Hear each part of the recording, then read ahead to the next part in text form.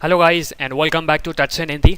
और आज हम इस 10th लेसन में सीएसएस के आज हम सीएसएस की एनहेंसमेंट प्रॉपर्टीज़ सीखने वाले हैं। काफ़ी सारी प्रॉपर्टीज़ होती हैं लेकिन जो इंपॉर्टेंट होती हैं और जो बार बार यूज़ करते हैं हम उनको सीखने वाले हैं। उसका सबसे बड़ा कारण ये है, हमारी जो सीएसएस की सीरीज़ है ऑलमोस्ट ओवर होने वाली है। हम अब बिल्कुल जावास्क्रिप्ट पे जंप करने वाले हैं। इसके बाद मतलब जंप नहीं, इसके बाद करेंगे हम जावास्क्रिप्ट। तो शायद अगर मैंने कोई प्रॉपर्टी छोड़ी हो तो मैं उसे 11th या 12th वीडियो में ला सकता हूँ होपफुली। लेकिन मेरे हिसाब से ये लास्ट वीडियो होने वाला है हमारा सीएसएस सीरीज़ का।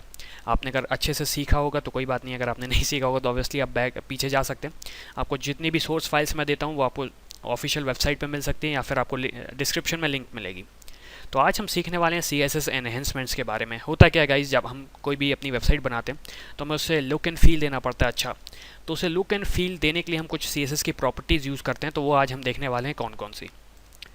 सबसे पहले हमारे पास जो हम प्रॉपर्टी आज सीखने वाले हैं, सबसे पहले एक हमारे पास बॉक्स शेडो है, एक टेक्स्ट शेडो है, एक ओपेसिटी प्रॉपर्टी, एक बॉर्डर रेडियस है। तो जैसे कि आप देख रहे हैं मैंने लिखा बॉक्स शेडो, इसका मतलब यह है किसी भी एलिमेंट की एक शेडो लगाना।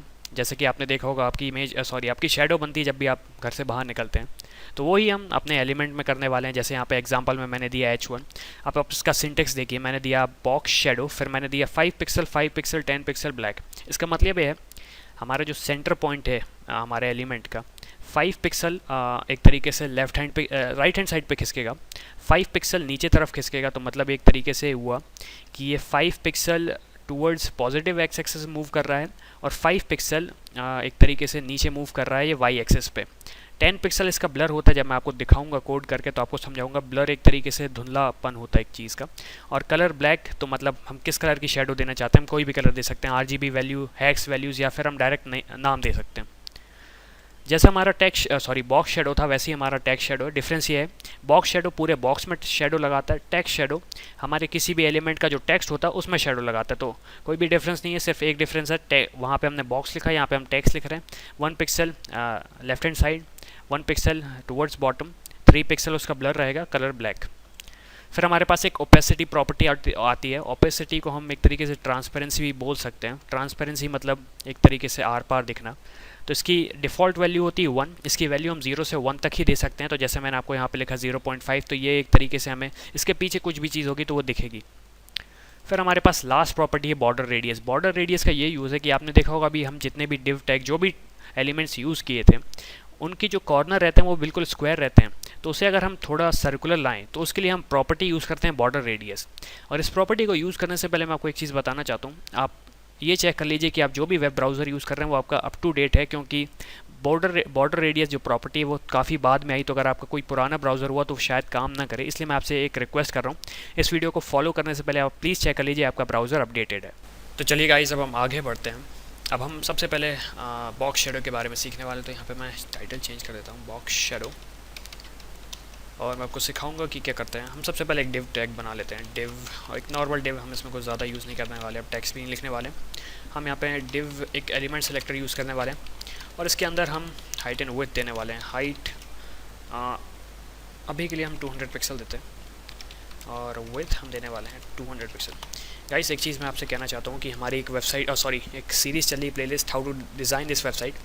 उस सीरीज़ में आपको मैं मतलब बहुत सारी ऐसी चीज़ें बता पाऊँगा जो मैंने अभी तक शायद HTML सीरीज़ में भी भूल गया था और CSS सीरीज़ में भी भूल गया था। उसका सबसे बड़ा कारण था, भूला नहीं मैं, वो इतनी ज़्यादा यूज़ में नहीं आती। मतलब जो मेन फंडामेंटल बेसिक्स रहते हैं वो हमने कवर किए थे। तो अगर आप कुछ और भी सीखना चाहते हैं CSS और HTML में तो आप उस सीरीज़ को ऑफकोर्स फॉलो करें। काफ़ी बढ़िया सीरीज़ चल रही है, तो आपको काफ़ी ज़्यादा फ़ायदा होने वाला है। तो अब हम सबसे पहले यहाँ पे बैकग्राउंड कलर देते हैं। हम यहाँ पे देंगे, मैं कलर चेंज करता हूँ, ग्रीन। मैं इसे सेव करूँगा और मैं इसे यहाँ पे फायरफॉक्स से रिफ़्रेश करूँगा। तो आप देख सकते हैं हमारा ग्रीन बॉक्स आ गया, कोई बड़ी चीज़ नहीं। अब हम यहाँ पे करने वाले हैं थोड़ा एनहेंसमेंट CSS की मदद से। तो हम यहाँ पे देंगे बॉक्स शेडो,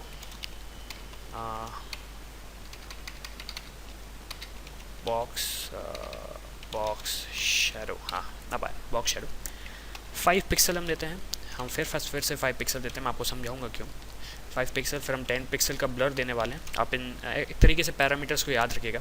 फिर हम कलर देते हैं, एक तरीके से हम इसे देते हैं ब्लैक दे देते हैं। सॉरी, हैश साइन ही नहीं आएगा, ब्लैक। हमने इसे सेव किया और हम इसे फायरफॉक्स पे जाके रिफ़्रेश करने वाले हैं।